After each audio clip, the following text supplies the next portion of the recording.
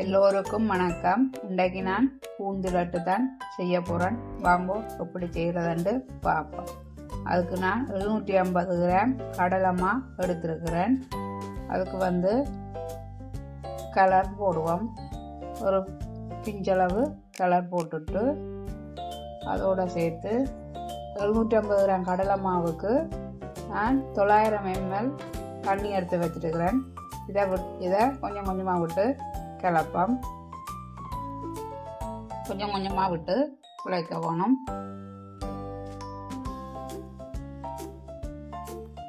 இப்போ பாருங்க, மா கரைச்சி எடுத்தாச்சுது. இது இப்படி வர வேணும். இப்போ ரெடி ஆகிடுத்துமா. இனி நாங்கள் இதை பொரிச்சு எடுப்போம். இதுக்கு நான் ஒரு பிஞ்சளவு உப்பு போடுறேன். போட்டு இதை கலந்து போட்டு இனி நாங்கள் இதை பொரிச்செடுப்போம். இப்போ எண்ணெய் கொதிச்செடுத்து அதுக்கு நான் 1 லிட்டர் எண்ணெயும் 200 ml நெய்யும் விட்டு கொதிக்க விட்டுருக்கிறேன். இந்த கரண்டி எடுத்து வச்சிருக்கிறேன். நான் பூந்தி பொரிக்கிற கரண்டி. இதில் தான் நான் பொரிச்சு எடுக்க போகிறேன். வாங்க இப்போ கொஞ்சம் கொஞ்சமாக மாவை விட்டு பொரிச்சு எடுப்போம். இப்படி உழவணும். இப்படி சின்ன பந்து பந்தா உழவணும். இப்போ பொரியட்டும். நான் பொரிக்க முடிய காட்டும். பொரிஞ்செடுத்து இனி இதை எடுப்போம்.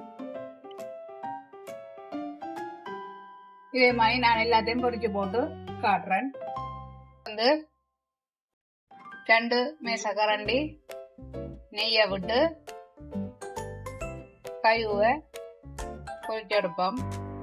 கழுவு நான் 150 கிராம் எடுத்துருக்கிறேன். கழுவோட சேர்த்து பிளம்ஸையும் வதக்கி எடுப்போம். பிளம்ஸ் 150 கிராம் எடுத்துருக்கிறேன். இப்போ நான் சீனி பானி காய்ச்ச போறேன். அதுக்கு 750 கிராம் சீனி எடுத்து வச்சிருக்கிறேன். 200 ml தண்ணி எடுத்து வச்சிருக்கிறேன். அதோட சேர்த்து வாசத்துக்கு ஏலக்காய் தூள் 1 டீஸ்பூன் எடுத்துருக்கிறேன். இதோட சேர்த்து 2 குங்குமப்பூ இதழும் எடுத்துருக்கிறேன். இப்போ பாருங்க, எல்லாம் பூந்தியெல்லாம் பொரிச்சு எடுத்தாச்சு. இது மிக்சி காப்பில் ஒருக்கா சுழட்டி எடுப்போம். ஒரு தடவை சுழட்டி போட்டு எடுக்க வேண்டிய சீனி பானி கொதிச்சு கொண்டு வந்துடுது. இது நல்லா கொதிக்க கூடாது.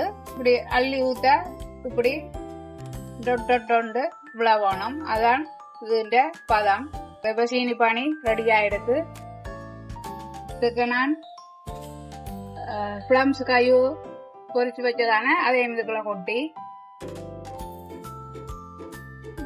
மிக்சி கப்பில் இதை ஒருக்கா சுத்தி எடுத்த நான் அறுவலா அதையும் இதுக்குள்ள போட்டு இதை குழச்சி எடுப்போம்.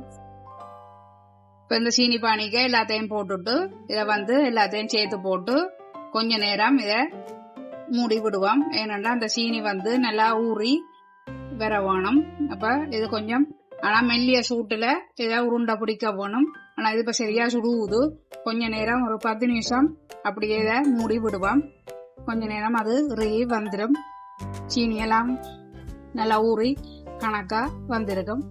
ஓகே, இப்போ இதை நாங்கள் இதை மூடி வைப்போம். பூந்தி சீனியெல்லாம் ஊறி ரெடி ஆயிடுது. இனி நாங்கள் இதை உருண்டையா பிடிப்போம். உங்களுக்கு விரும்பின சைஸுக்கு நீங்கள் இதை பிடிச்சு கொள்ளுங்க. நான் இப்படி ஒரு சைஸில் பிடிக்கிறேன். எங்களை பூந்தி லட்டு ரெடி ஆயிடுது. இப்படி நான் எல்லாத்தையும் உருண்டையாக்கி போட்டு உங்களுக்கு காட்டுறேன். பூந்தி லட்டு எல்லாம் பிடிச்சாச்சுது, ரெடி ஆயிடுது. இனி சாப்பிட வேண்டியதான். நீங்களும் சுலபமாக செய்யலாம். இது செய்து சாப்பிட்டுட்டு எப்படி இருக்கான்னு லைக் பண்ணுங்க, கமெண்ட் பண்ணுங்க, ஷேர் பண்ணுங்க, மறக்காமல் சப்ஸ்கிரைப் பண்ணுங்க. நன்றி, வணக்கம்.